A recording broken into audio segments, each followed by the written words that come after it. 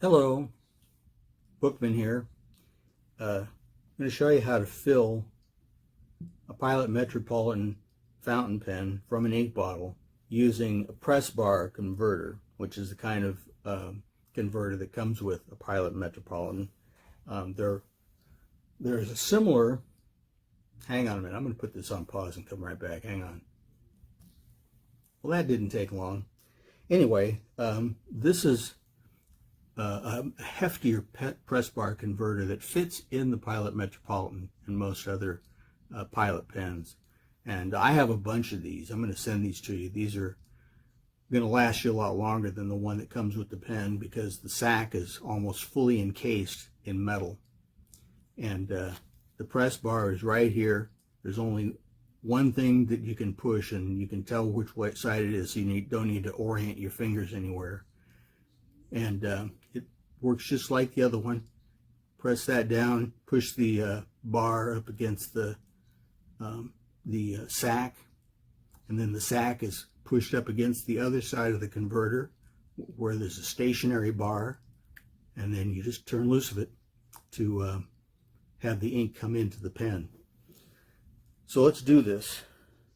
We can put that aside. We're going to go with the converter that's actually in the pen. And when you take the cap off of a bottle of ink, I want you to take a piece of paper towel. You don't have to use a full one. I use a half of a sheet and then I tear that in half, so it's actually a quarter of a sheet. But fold it over a couple of times so that you've got some distance between your hands and the ink, and then wipe the mouth of the bottle off thoroughly. This will greatly reduce your chances of getting ink on your fingers when you're going through the filling process.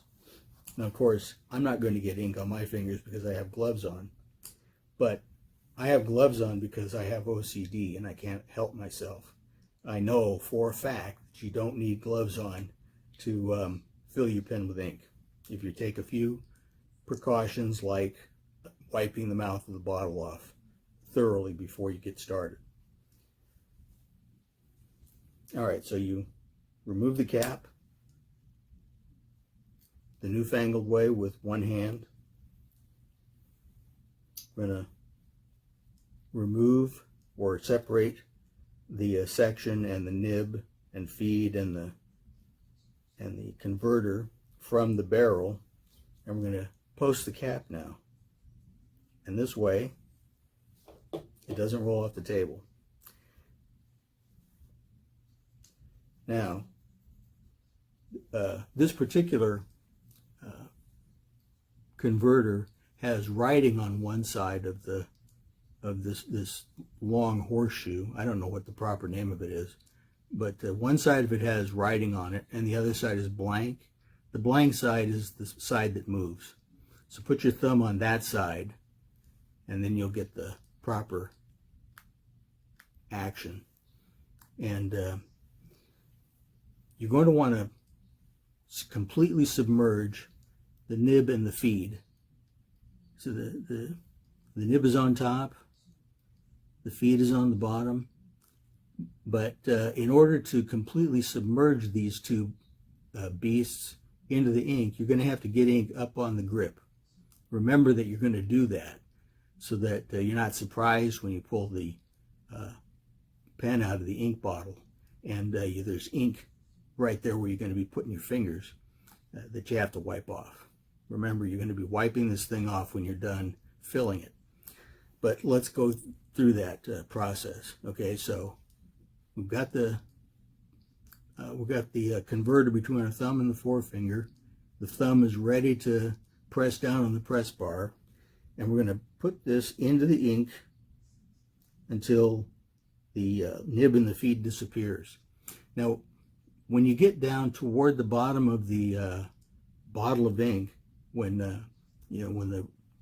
water level, the ink level is kind of low, you're not going to be able to completely submerge the nib and the feed by just putting it straight in. You're going to have to tilt the bottle a little bit, but you can do that, just a little bit. And the benefit of this kind of a converter is that it's a one-handed operation. You can hold this bottle at any angle you want, and you don't need two hands to actually fill the bottle at that, the pen at that point. You just need the one hand.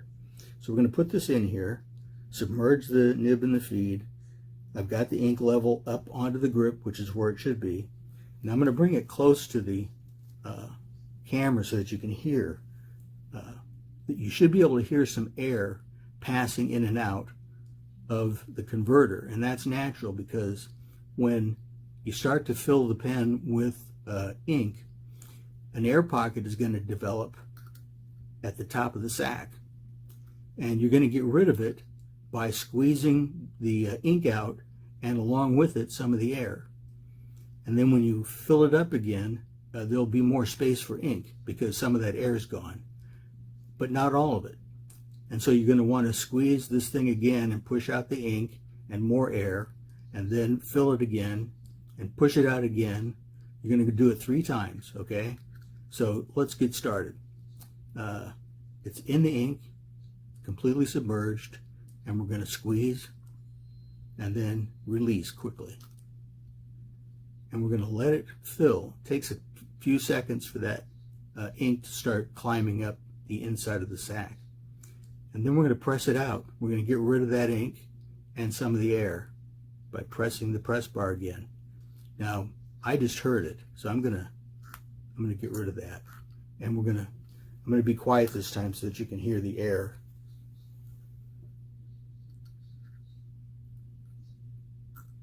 All right, let's see if we can hear something.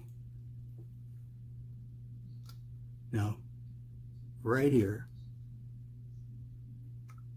Did you hear that? There's the second release. Ink is filling the sac now.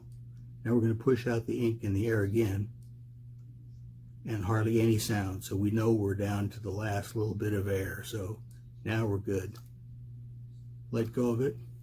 Let it just fill. Give it, 4 or 5 seconds.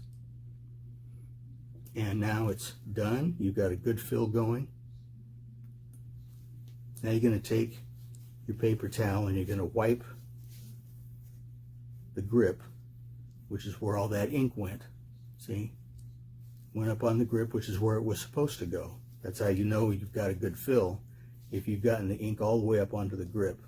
But you have to clean that off. Then once you've cleaned off the grip, wipe the top of the nib, make it nice and pretty, and then touch the nib to the paper towel and bleed off some of the ink. Now you do that because if you don't bleed off that ink, it's liable to wind up in the cap when you put the pen back together again. And we're going to do that now. But before we do that, before I get too far along, I want to remind you, as soon as you're done filling the pen, you want to put the cap back on, because this is a very stupid place and time to have that ink spill. Once you've done filling the ink, you don't need the bottle open anymore. Close it, put it off to the side. Okay, so now the ink is inside the pen. I'm going to take the cap. We're going to take the barrel and put it on the section, screw it down tightly but not over tightened, and then we're going to put the cap on. Now, here's the thing. If you don't bleed that ink off, you're going to have an excess amount of ink right there on the feed, and it's going to get inside the cap when you put these two pieces together. And then when you take it apart and post the cap, the ink that's inside the cap is going to get on the back of the pen. And then when you put the pen back together again, you're going to have ink back here that you're probably not going to see, and it's going to get on your hands, or it's going to get inside your purse or inside your shirt pocket or wherever it is you put your pen. So just be aware that you got to watch out for that. Okay, so now we've filled the pen. We're going to close the pen. Let me see if I can find a piece of paper to write on. Yeah, let's do this. Just so that you can see that we really do have ink in this pen. It started out empty, completely empty.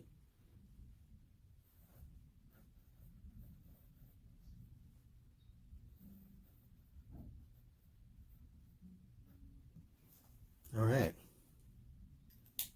That's ink. It looks like everything's backward. How can that be? Well, it says hello Clover. But